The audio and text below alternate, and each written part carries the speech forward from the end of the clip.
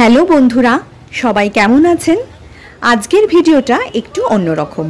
আজকে আমি আপনাদের নিয়ে যাব প্রায় 3 শতাব্দী প্রাচীন এক রাম মন্দিরে। না, এটা অযোধ্যার রাম মন্দির নয়, এটা আমার আপনার একদম ঘরের কাছেই একটি বহু প্রাচীন রাম মন্দির। কলকাতা এবং হাওড়া, অতি প্রাচীন এই দুই শহরের না জানি কতই ইতিহাস লুকিয়ে আছে।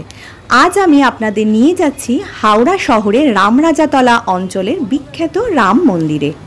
মন্দির সংলগ্ন এরিয়াতে সারা বছর জুড়ে চলে এই মেলা। হ্যাঁ, একদিন বা দুদিন নয়, সারা বছরেরই এই মেলা। স্থায়ী এই মেলার দোকানপাট দেখতে দেখতে আমরা প্রবেশ করে গেলাম মূল মন্দিরে। মন্দিরে ঢোকে প্রথমেই আমরা দেখতে পাবো ভগবান শ্রী হনুমানজি বিশাল আকার এই মূর্তি।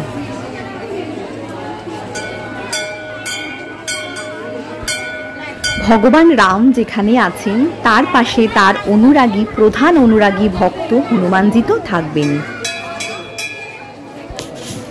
আসুন এবার আমরা দেখে নিই প্রধান বিগ্রহ রাম ও সীতা মায়ের মূর্তি।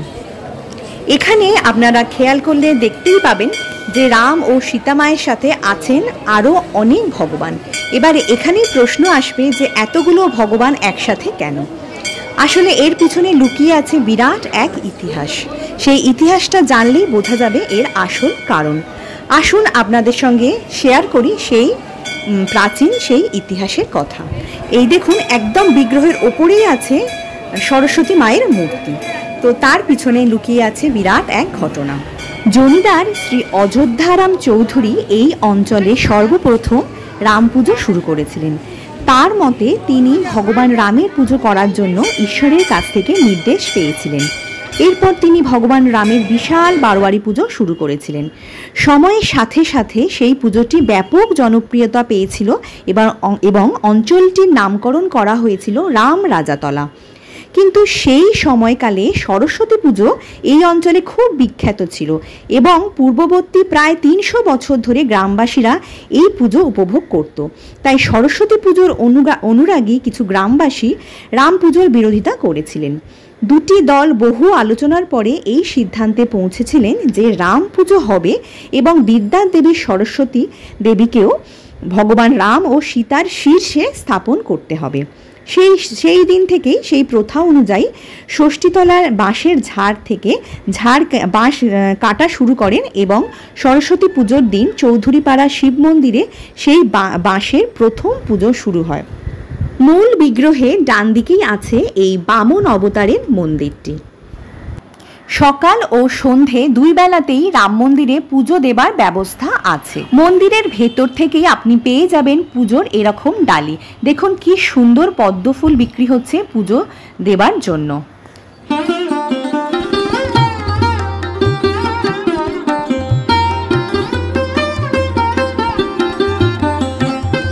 মন্দিরের ভেতরেও রয়েছে এরকম বেশ কিছু দোকানপাট যা প্রায় সারা বছরই এখানে থাকে। প্রথম পুজোর মেলা 3 দিন ধরে অনুষ্ঠিত হতো।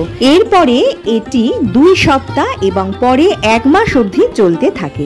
এখন রাম পুজো চৈত্র বৈশাখ মাসে রামনবমীতে শুরু হয় এবং শ্রাবণ মাসে শেষ রবিবার পর্যন্ত অব্যাহত থাকে।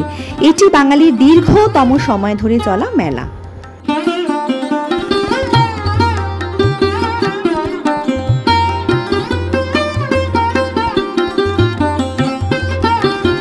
প্রধান মন্দিরের একদম উল্টো দিকেই এই যে দেখুন, এই জায়গায় তৈরি হয়েছে এই নবনির্মিত রাম সীতার বিগ্রহ।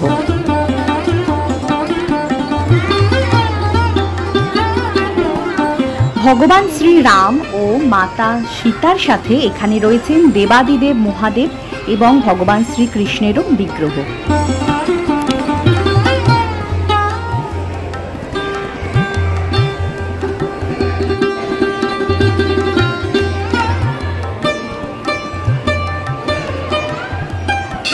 এইবার আপনাদের জানিয়ে দিই যে এই প্রাচীন ঐতিহ্যবাহী রাম মন্দিরে আপনারা আসবেন কিভাবে। স্প্ল্যানেড বা হাওড়া স্টেশন থেকে 52 নম্বর বাস, যেটার লাস্ট স্টপেজ হচ্ছে এই রামরাজাতলা। এটা তো হলো বাসে কিভাবে আসবেন। আর ট্রেনে আসতে চাইলে হাওড়া স্টেশন থেকে সাউথ ইস্টার্ন রেলওয়ে যে কোনো লোকাল ট্রেনের থার্ড স্টেশন হলো এই রামরাজাতলা।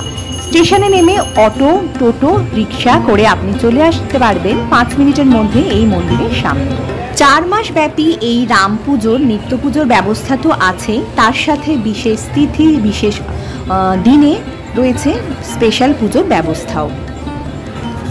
স্থানীয়দের মধ্যে এই রাম পুজো তো ভীষণভাবে জনপ্রিয়। শুধু তাই নয়, বহু মানুষ দূর দূরান্ত থেকে ছুটে আসেন প্রভু রামজির দেখা পেতে।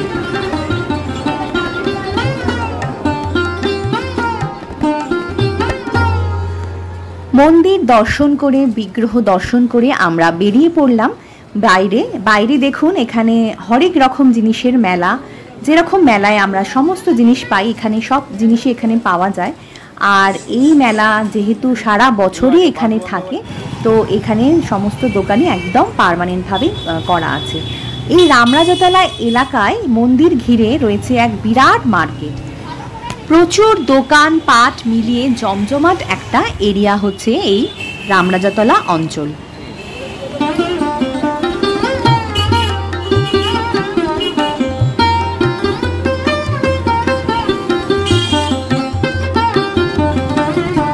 জামা কাপড়, জুতো, গয়না, কিসের দোকান নেই এখানে। যা চাইবেন আপনি সেই রকম সমস্ত কিছু দোকান এখানে পেয়ে যাবেন। প্রচুর মানুষজন এই মার্কেট এরিয়াতে আসেন কেনাকাটা করতে।